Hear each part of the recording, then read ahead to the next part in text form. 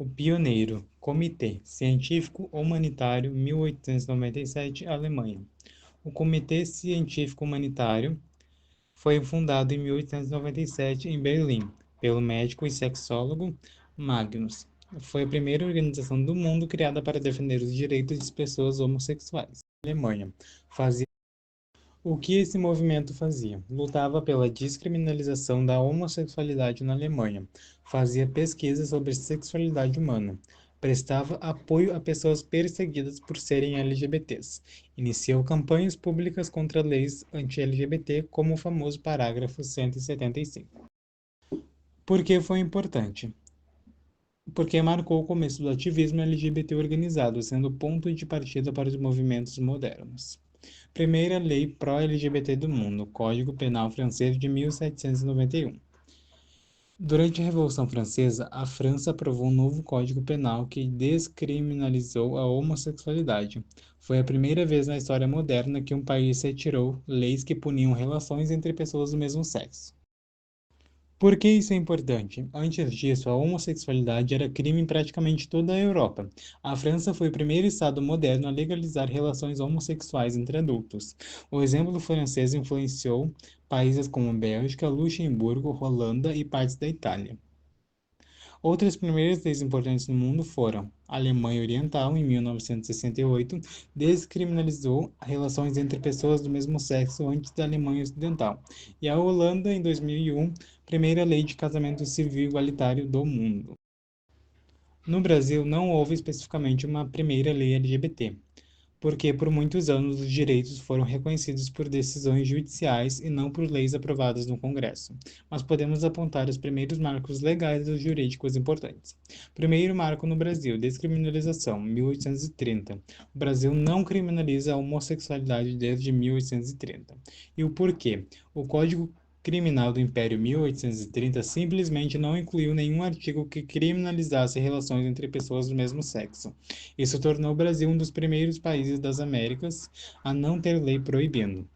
Lembrando, isso não quer dizer que pessoas LGBTs eram respeitadas, mas legalmente não era crime. Primeira lei diretamente relacionada a direitos LGBTs foi a Portaria 1707 a 2008 do Ministério da Saúde, que criou o processo transexualizador no SUS, permitindo cirurgias e tratamentos de afirmação de gênero para todo o país.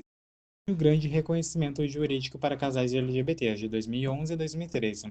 Embora não seja lei entre aspas, é um marco federal obrigatório para todo o país. Em 2011, STF reconhece a união estável homoafetiva. O Supremo Tribunal Federal decidiu que casais do mesmo sexo têm os mesmos direitos das uniões estáveis heterossexuais. Em 2013, Resolução 175 do CNJ, primeira norma nacional sobre casamento igualitário, determinou que todos os cartórios do Brasil devem realizar casamentos civis entre pessoas do mesmo sexo. Essa resolução, na prática, é a primeira norma nacional que garante um direito civil LGBT no Brasil. O jeito como a sociedade tratou os LGBTQIA+, mudou muito ao longo da história, e na maior parte do tempo não foi nada positivo. De forma, a discriminação e perseguição é uma luta por direitos que só ganhou força mais recentemente. Antiguidade. Em algumas culturas antigas, como a Grécia e Roma, relações entre pessoas do mesmo sexo eram até aceitas, mas sempre com várias regras sociais. Geralmente dependia do status de cada pessoa, como cidadão escravo. Então, não era uma liberdade real, era mais uma tolerância limitada. Idade Média e Moderna. Com o avanço das religiões abrâmicas e a formação dos estados da homossexualidade passou a ser condenada e até descriminalizada, o que chamava de sodômia. Era o julgamento por tribunais religiosos e civis, e as punições podiam ser bem pesadas, até a pena de morte. Século XIX, século XX. A ciência da época também não ajudou muito. A homossexualidade foi tratada como uma doença mental durante muito tempo, o que reforçou o preconceito. Também não ajudou. Século XIX, século XX. A ciência da época também não ajudou. A homossexualidade foi tratada como uma doença mental durante muito tempo, o que reforçou o preconceito. Em vários países, ser LGBTQIA+, continuou sendo crime até o fim do século XX. No Brasil, apesar de não ser crime desde 1830, a homofobia social sempre foi forte. Durante as ditaduras e regimes autoritários, como a ditadura militar brasileira, pessoas LGBTQIA+, sofreram repressão da polícia, censura, violência e perseguições em nome da moral e bons costumes. Reação e resistência. Por séculos, o padrão foi a rejeição e estigma. Muita gente precisou esconder quem era para sobreviver socialmente, até fisicamente. Mas a mesma opressão acabou impulsionando o movimento LGBTQIA+, com um marco como a revolta de Stonewall, em 1969, que transformou a ideia de vergonha em orgulho e luta por direitos e reconhecimento. A comunidade LGBT estão nos dias de hoje. Hoje, a comunidade LGBT vive um cenário de contraste. De um lado, ainda existe muitos desafios, como a violência, a discriminação e o preconceito, que continuam muito fortes nos dias de hoje.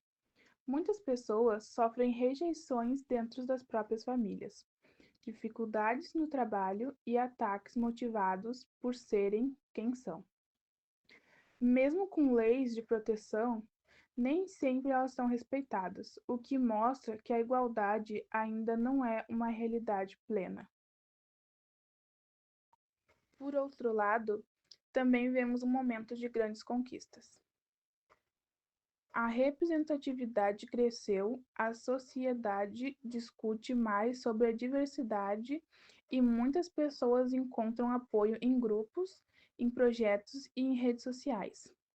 Hoje existe mais espaços para falar de respeito e cada vez mais jovens podem se expressar com liberdade e orgulho.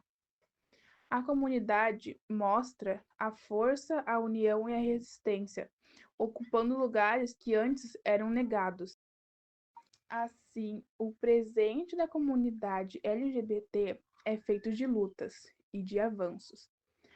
Há muito para melhorar, mas também muito para celebrar.